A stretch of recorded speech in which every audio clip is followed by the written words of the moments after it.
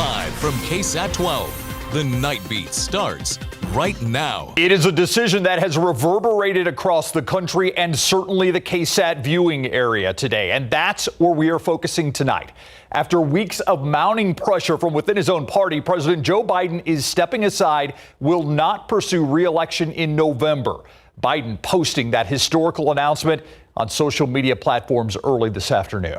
Telling Americans he believes it is in the best interest of his party and the country that he ends his campaign and focuses on his presidential duties for the rest of his term. Biden says he'll address the nation later this week about this unprecedented decision. Also in that announcement, his endorsement for a replacement on the ballot. Vice President Kamala Harris has the support of President Biden and several other high-ranking Democratic politicians already. The vice president took little time to acknowledge and thank the president for that endorsement, making it clear in the statement she will be running to be the next commander-in-chief by saying she, quote, intends to earn and win the nomination, end quote. Now, we want to look at this historical decision from all sides tonight, specifically with local voices. We have Republican Congressman Tony Gonzalez with us here in the studio, but we're going to start with Democratic Congressman Joaquin Castro. Yeah, Congressman Castro joins us live on the phone tonight. Congressman, thank you for joining us. You did not call publicly for the president to step down in all of this. Do you support his decision today right off the top? Yeah, it's good to be with you all. I mean, I absolutely support President Biden's decision. I tried to give him some space for he and his family to come to that decision on their own. And he is going to go down. He'll be recorded as one of the most consequential presidents in American history. If you think about it, he rescued the country from a once-in-a-century pandemic, from an economy that was hemorrhaging thousands and thousands of jobs. He restored America's place among the nations of the world. He was great to San Antonio, the Biden-Harris administration, in just about every sector you can think of: energy, healthcare, education, all of these things. So it's been a very, very consequential and transformational few years for President Biden. And Congressman, you quickly endorsed Vice President Kamala Harris in your statement earlier today. I'm assuming you've been talking to a lot of your colleagues. Are a lot of them in agreement, or are some ready to see what other people are turning up to potentially take the bid? Everybody I've talked to is in agreement that we should get behind Vice President Harris to be the next nominee for the Democratic Party for president. And, it's not like anybody's arm was twisted or somebody came down from on high and demanded that we all get behind her. But I think just organically, because we've seen the great work that she's done in partnership with President Biden over the last 3.5 years, she's going to have overwhelming support. And not just from elected officials, but, I was over at HEB earlier and somebody stopped me and said, hey, now that President Biden's not going to run again, we've got to get behind Kamala Harris. And so it's everyday Americans and San Antonians who are going to be supporting her as well. We have Congressman Gonzalez that's in studio with us as well, Congressman, and I'm going to ask him the same question. But does this reset the race, and what does it mean for enthusiasm for the Democratic ticket? Because I actually saw that Act Blue, they take small donors, of course, a Democratic fundraising operation. They said that they had one of their best days ever today, raising more than $50 million. Does that tell you something? Yeah, I mean, there's going to be a lot of energy to support Kamala Harris. And I think people are going to be surprised that it's going to come from communities across the country. So there's just a lot of new energy about it.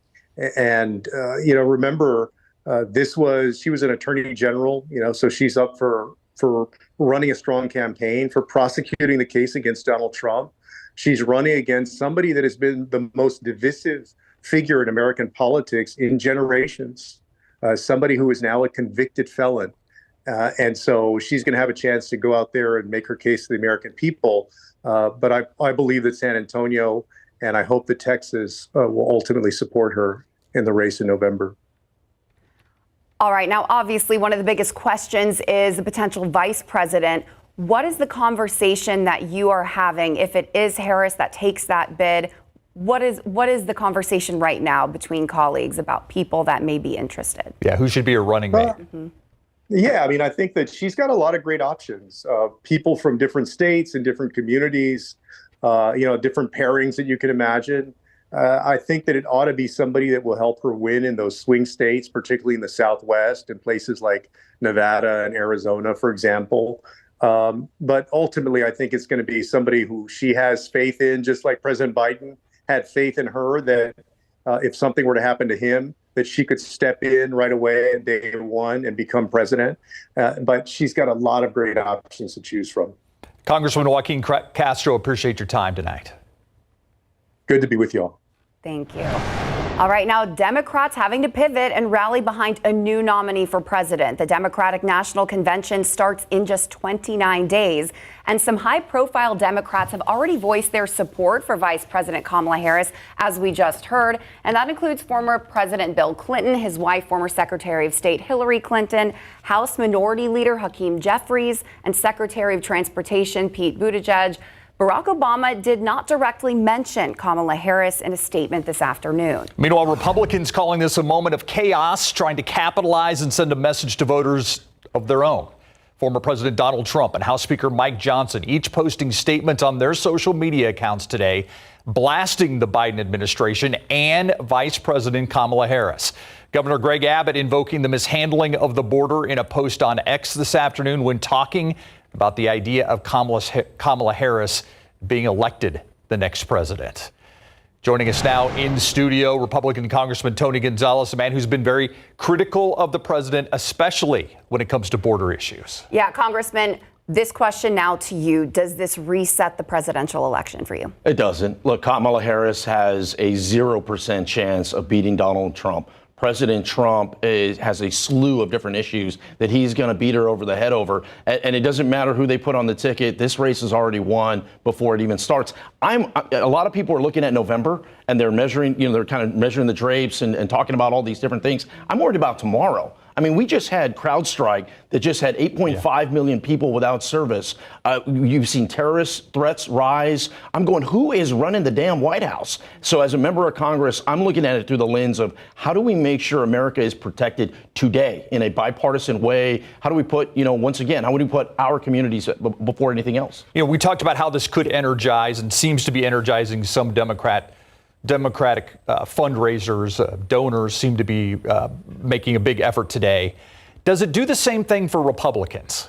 I think it does, Steve. I think you saw nothing has energized us and put us and united the Republican Party like Hulk Hogan and Kid Rock. I mean, the energy is through the roof. I mean, heck, we got Elon Musk donating $45 million a year. But those are the politics. I really also want to talk about the policy, because that's what I'm really, really concerned about. Everyone is focused on how do you not look away from what is happening, the train wreck, if you will, that is happening. But I'm looking at the policy here in San Antonio. Housing is an issue, right? Next month, I'm hosting the Secretary of Housing and Urban Development. I think that's important.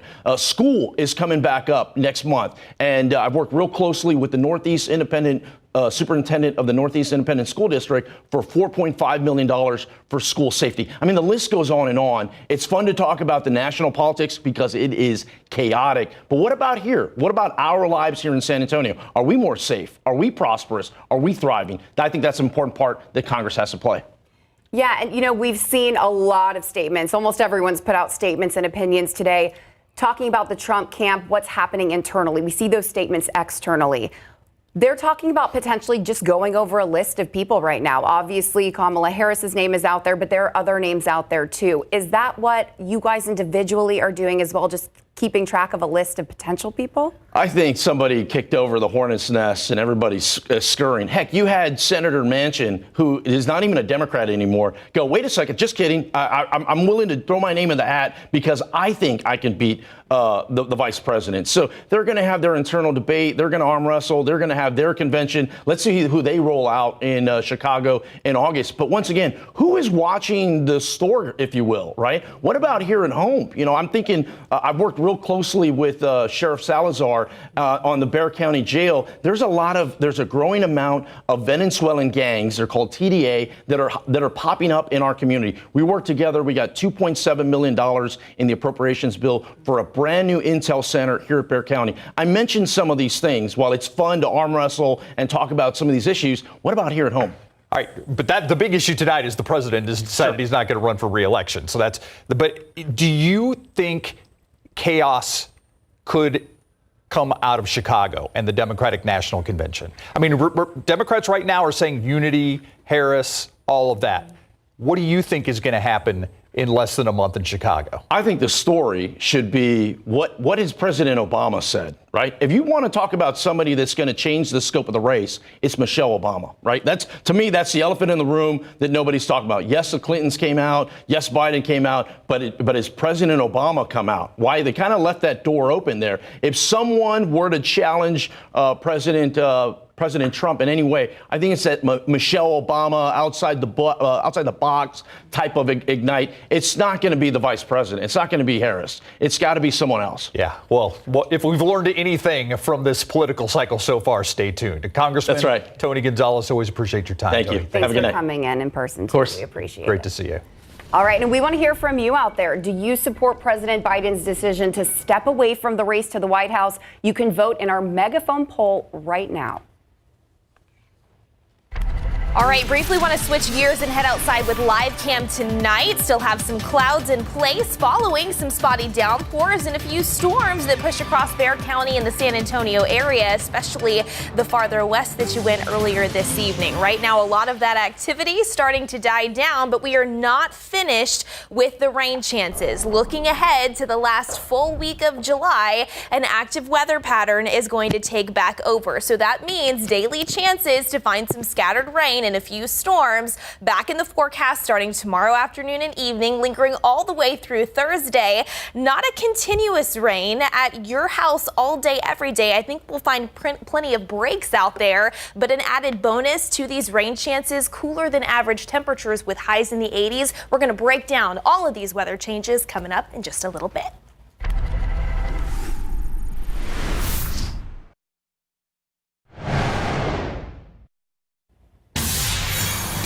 Coming up, we met his family on Friday. They are trying to keep his legacy alive. We're going to tell you more about 16-year-old Mike Gagos and how they're hoping to turn the pain of his loss into life-saving for others.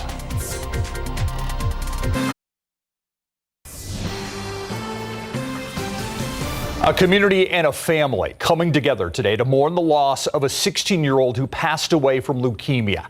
But they don't want that to be the end of his story. Mike Gagos Jr.'s family and friends gathered today at Stevens High School. Devin Karp spoke with Gagos' father about how he's turning pain into hope for others battling cancer. There were a lot of tears shed on the Stevens High School football field, but no shortage of laughter as friends, family, and others came together to say goodbye to 16-year-old Mike Gagos Jr. Mike's father says his son passed away earlier this month after a 10-month battle with leukemia. You know, it's heartbreaking, but they were all here for him. They all came for show his support. You know, I think we should be learned as strong as him, you know.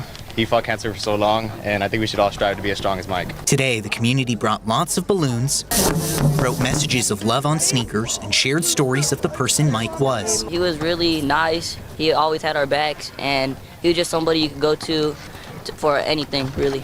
He was his own person. He was his own character. He wasn't somebody you could compare to anybody else. It means a lot. It means a lot to me because my son's no longer here, and we'll have to fall back to his memories that we had. Now his father's working to start a nonprofit bearing his son's name, and it starts by hosting a blood drive early next month. And when I see my son, you know, I'm going to think of helping others that need blood because we all need blood to live. As everyone released their balloons, Mike Gagos hoped it helped everyone who knew and loved his son, Mike Jr. And I know my son's looking down on us, and he's got a smile on him. Devin Karp, KSAT 12 News. Strong like Mike. Yeah, absolutely. Those shirts are incredible. Yeah. And we know Mia's here. We don't want to eclipse. Weather's a big story, too. Obviously, we've got some big news going on, but that radar is lit up. It I really love is. it. I love it. We love it. It's fantastic. Yeah. 2 thumbs up in the fact that we're expecting more rain chances this week, pretty much each and every day. We have the potential to find some scattered on and off rain and also cooler temperatures. This is not the weather pattern that is typical for us around here for the last full week of July. Now, the west side of Bexar County, the big winners in terms of rain today. We'll take a look at some of those rainfall totals coming up in the next half hour. Right now, a lot of that green that you're seeing around Bexar County and New Braunfels, that's just ground clutter from the radar site out there near New Braunfels. We do have some light to moderate rain in northern Frio County, right along the I-35 corridor in between Divine and Pearsall. Also some light rain that is starting to wind down near Sabinal as well as Uvalde. A few showers still floating across the southern Edwards Plateau just to the south of Rock Springs. Now, after this continues to die down through the overnight,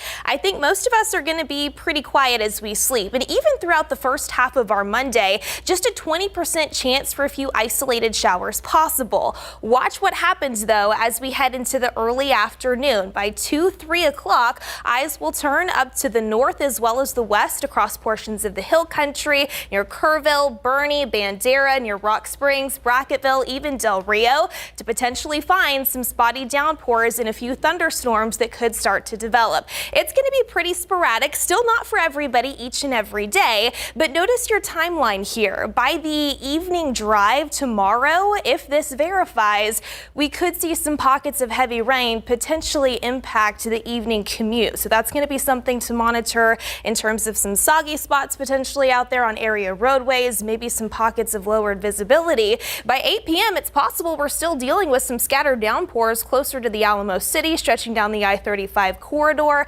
After the sun goes down, we lose that daytime heat, though. Like the past several days, a lot of whatever's left out there on authority radar does look to fizzle out. But we are not finished with the rain chances after that. Still a 60% potential Tuesday, Wednesday, and into Thursday, and then a spotty chance as we look ahead to even next weekend. So let's talk about the setup and why this is even possible. Right now, we've got a low pressure system. It's been moving across the Midwest and into the Central Plains today. High pressure out west, and it's going to continue to stay out west, which makes just enough room for this low pressure system to drop a frontal boundary into the state of Texas this week. It stalls across the Lone Star State, so when you combine that with the added thicker moisture in place, that's why we are expecting this scattered rain chance day after day. Now, again, it's not going to be continuously raining in your backyard all day, every day. I think we're still going to find plenty of breaks in some of that rain,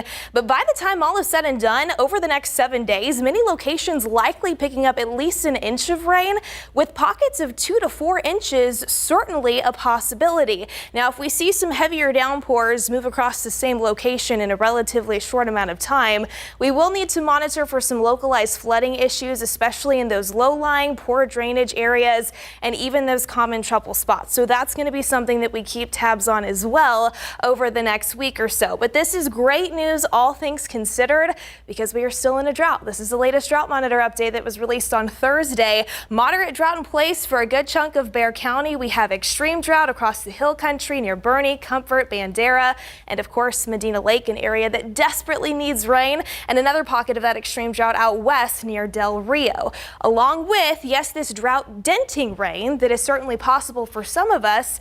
Take a look at these afternoon temperatures. The added cloud cover and the rain-cooled air likely holding those highs to the 80s starting on Tuesday and all the way into next weekend. Our average high for context is in the mid-90s, so that's also great news as well. Coming up the next half hour, yes, we'll talk about rainfall totals from today. Also get you a look at some KSAT Connect photos that were sent in as well, guys.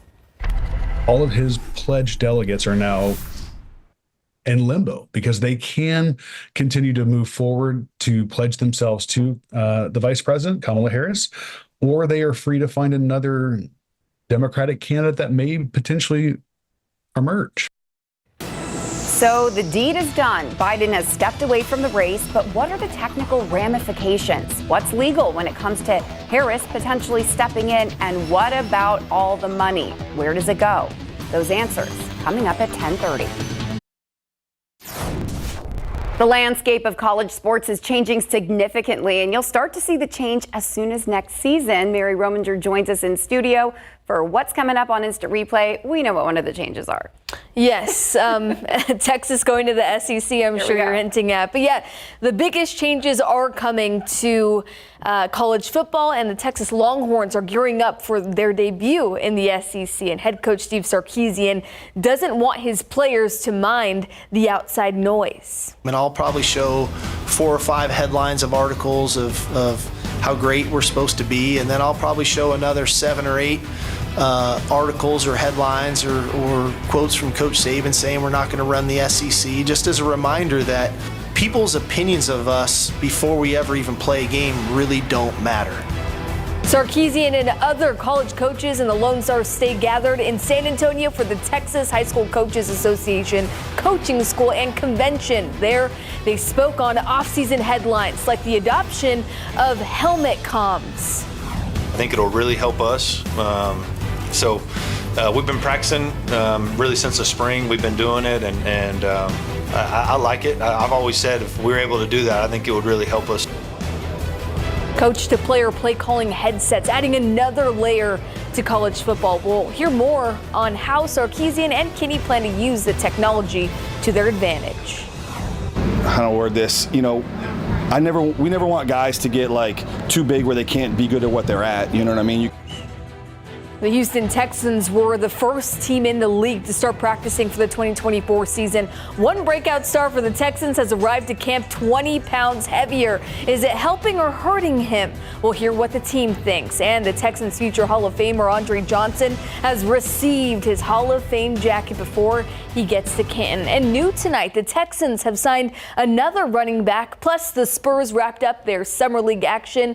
We have a new winner of the Open Championship, and is it time for Tiger Woods to retire? That's our poll question tonight. We'll have that and much more tonight on Instant Replay at the top of the hour. That's a tough one. It is a tough one. He's not been making a lot of cuts lately. No, he hasn't. All right, thanks, Mary.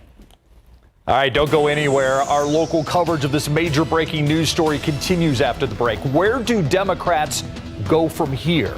And I sat down and spoke with a local government professor to find out what the process for Democrats looks like now, a month away from their convention with no nominee. We'll be right back.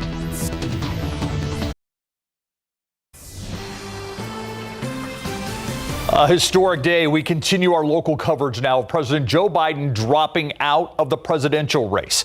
During our own conversations in the newsroom today, we wanted to know about the nitty-gritty of exactly what do these new developments mean. Yeah, the legality of potentially transferring the bid to a vice president, and what happens to around $100 million worth of donations supposed to go to Biden. I spoke to government professor Dr. David Smith, who brought us up to speed on the technical side of this. I was stunned that it happened on Sunday. Your reaction to the endorsement in the original statement? I think a little bit of it is he's trying to pass that mantle to Vice President Harris. And I think that's an empowering move and something that we would expect for President Biden to do. While the timing shocked him, government professor Dr. David Smith didn't have to think twice when I asked him about logistics after several Republicans, including Speaker Mike Johnson, have threatened lawsuits. Would it be legal, technically, for her to just step into the position? Yes.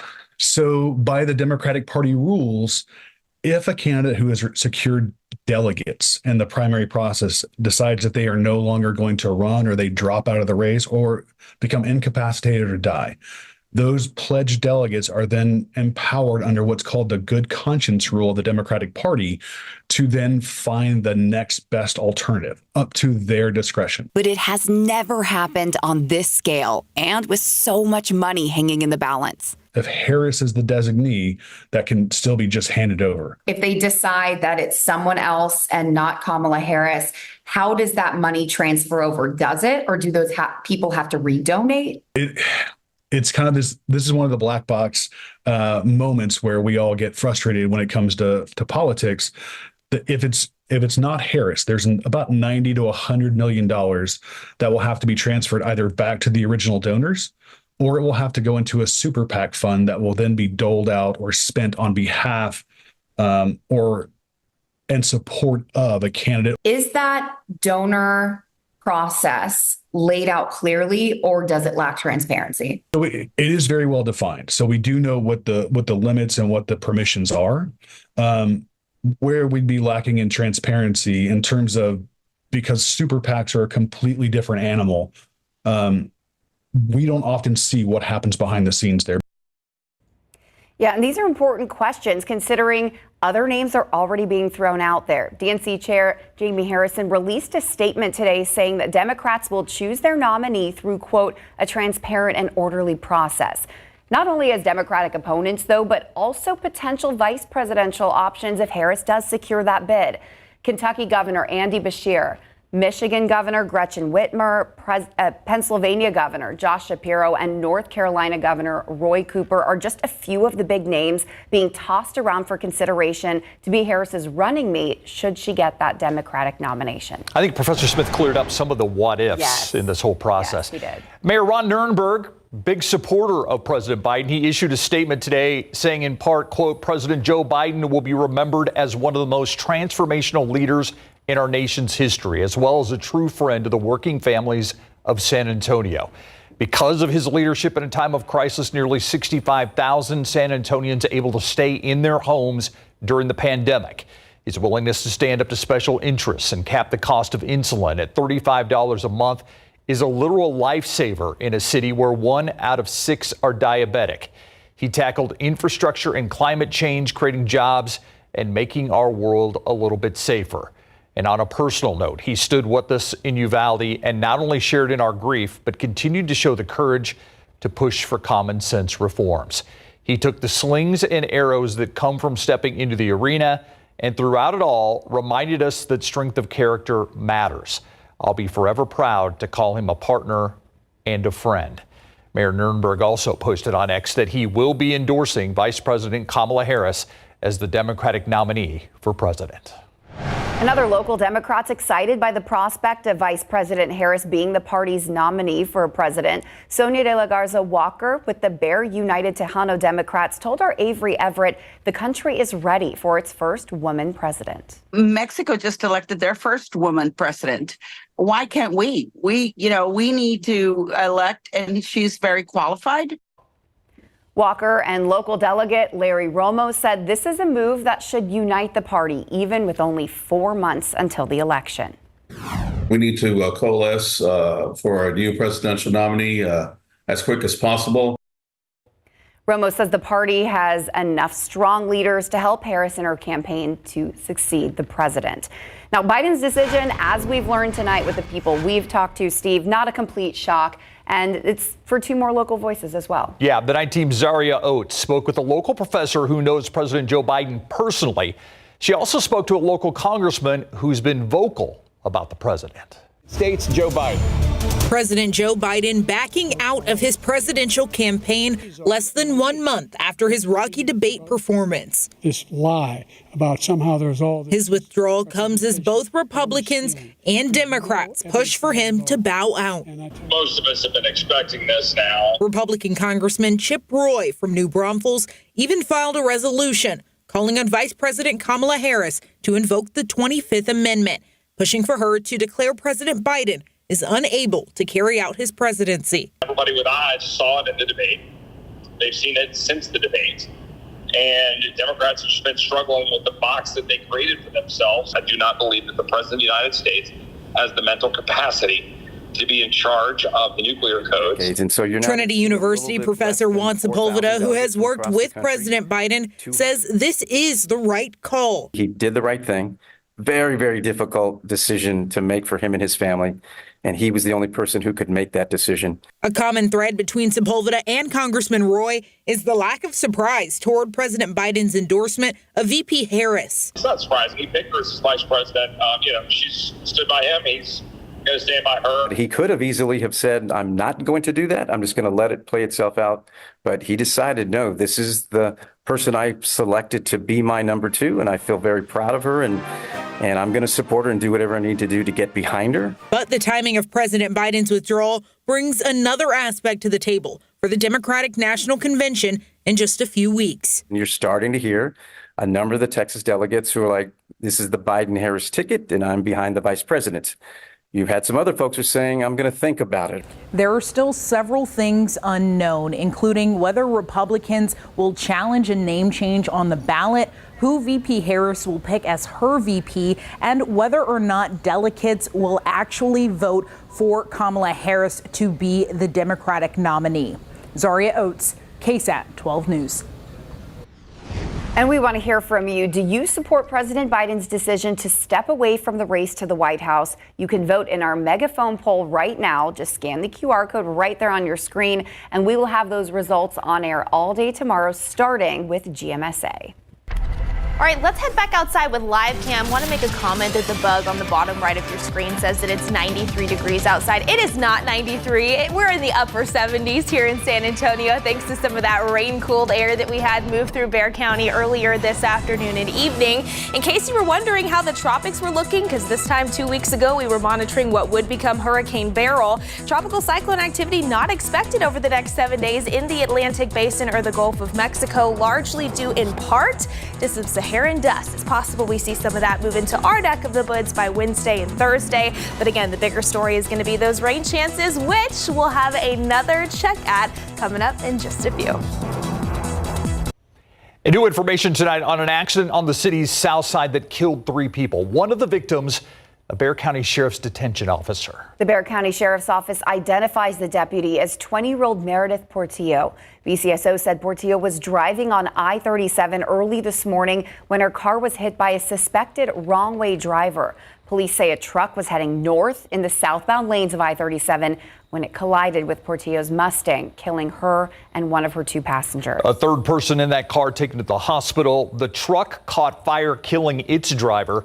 The identities of the 2 others killed have not been released tonight. The sheriff's office says Portillo graduated from the detention academy in January. And don't go anywhere. We're still following that major breaking news after President Joe Biden announced he is bowing out in his bid for re-election. Coming up after the break, we zoom out to the national level for a better look at what Democratic leaders across America are saying about the next steps for the party. We've been talking about it all this show, a historic day in the race for the White House. It is the first time an incumbent president has dropped out in more than 50 years. Yeah, Joe Biden already endorsing his Vice President Kamala Harris. The process to name a Democratic nominee remains murky, but as Perry Russell reports, many Democrats already rallying behind Kamala Harris. President Biden dropping out of the race for the White House, endorsing his Vice President Kamala Harris. Harris releasing a statement saying her intention is to earn and win this nomination.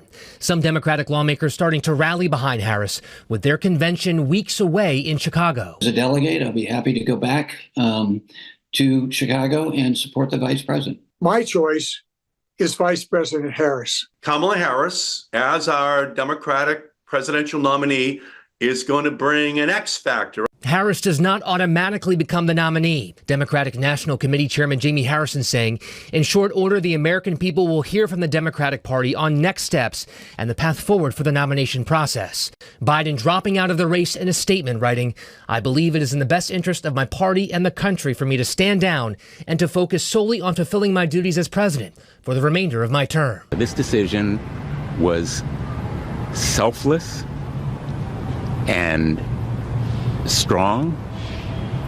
He put the country first. Senator Chris Coons, a close ally and friend of Biden, tearful on CBS. This was a very difficult decision, and one that I think reflects the very best of who Joe Biden is. Even as Biden's candidacy began to unravel at the first presidential debate nearly 1 month ago, if we finally beat Medicare, he remained committed on the campaign trail. I am running and going to win again. The Republican Party already attacking Harris, releasing this video. If you ever wondered how Joe Biden could get the border so screwed up, remember, he had help. President Biden says he will address the nation later this week, still not clear when. He's been at his vacation home in Rehoboth Beach, Delaware, recovering from COVID. Perry Russell, ABC News, Washington. All right, I've enjoyed this spat of July weather that's not at all July-like. July. We have to remind ourselves. I love this. I love this. Plus, the best thing is we're apparently, hopefully, going to get rain without any major damage out there. Right. We're not necessarily expecting severe weather or anything like that. Sure, we could see a few storms capable of some gusty winds, some heavy rain, some lightning and thunder, but overall, over the next several days, really rain is just what we're going to need to monitor. Speaking of which, I want to get you a look at some of the rainfall totals around the area from today, really just the past 12 hours. Anywhere you're seeing yellow, that's a minimum of 2 inches of rain that's being estimated by authority radar. So near Sabinal, about half of an inch. Just to the south of Hondo, where you're seeing that yellow in southern Medina County, almost 3 inches of rain. About an inch in Bandera, just to the northwest of Bernie in southern Kendall County, over 2.5 inches was estimated there. Now, over here in San Antonio, you can see the lucky winners really west of 281. Over 2 inches being estimated in a little pocket right there near Leon Valley, over an inch in Leon Springs. By the way, over at the airport, unfortunately, just 0.04 of an inch. That was all that we were able to get for our climate site here in the Alamo City. I do want to show you a few different photos that we had sent in a KSAT Connect earlier today. Storms rolling into the Southtown area, got that shelf cloud out there. Here's another version of it. That's that rain-cooled air, the leading edge of that rain-cooled air being pushed out ahead of the thunderstorm. So again, thank you to everybody that sent those into KSAT Connect.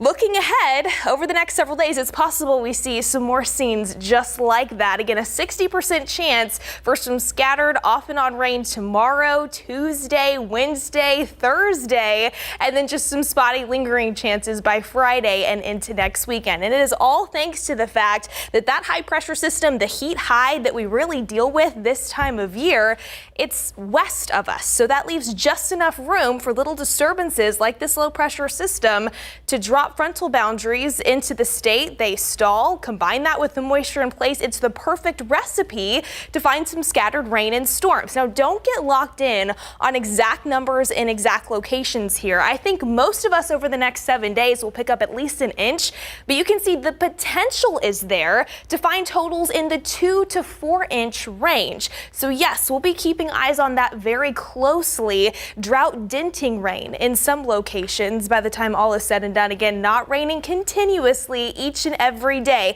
That's important. We will see breaks here and there, but we will need to monitor for some localized minor flooding here and there. Keep the umbrella handy. Put it in the car as you're headed off to work tomorrow and keep it there over the next several days. You'll likely need to use it more than once. Temperature is also going to be honestly pretty glorious for this time of year. This time last year, I mean, we were dealing with day after day of triple-digit heat. We had our hottest summer on record. So this is definitely a nice change of pace for us here in South Central Texas. I say we deserve this. Glorious temperatures. I love it. Glorious. You can Thank quote you, me. Mia. I just did and will for the next 7 days. It's all because of Mia. We'll be right back. Well, the Spurs are out of contention for the Summer League championship, but there is still plenty to prove for the Black and Silver in the Summer League finale tonight. Mary Rominger back in studio with a preview of what's to come on Instant Replay. Probably wondering why I'm here. But it's a privilege to throw to IR. It's been a while since I've done that, Mary. Yeah, I'm sure it's nostalgic for you. Yeah. Welcome back. Yeah, well, the Spurs' main roster is complete, but 3 two-way spots still remain. Who will emerge out of Summer League? Like you said, you just gotta love it. Good move by Nelson. Nelson! Climb the ladder. 3-1 San Antonio taking on Toronto tonight, closing out Summer League play in Las Vegas. We'll have the highlights and post-game coverage. Oh, well, I go to Aruba tomorrow, so I'm not missing out on anything. I'll be perfectly fine. One of the best basketball players to come out of San Antonio, Nalissa Smith, enjoying her WNBA break after helping the Fever win 10 of its last 17 games. We'll have more on Indiana's quest for its first playoff berth in almost a decade. We're also talking Cowboys and Texans training camp. Don't forget to vote for this week's IR poll. Do you think it's time for Tiger Woods to retire? It's all coming up on Instant Replay at the top of the hour. Easy on older guys, okay? In retirement, let's take it easy on the. It's fine, Steve. Yeah, all right. We'll be right back.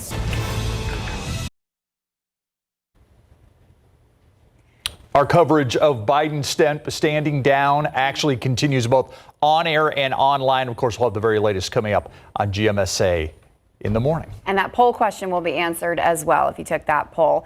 For all of us here, thank you so much for joining us for this big news day. Be sure to tune into GMSA for all the latest overnight news. An all-new instant replay begins right now.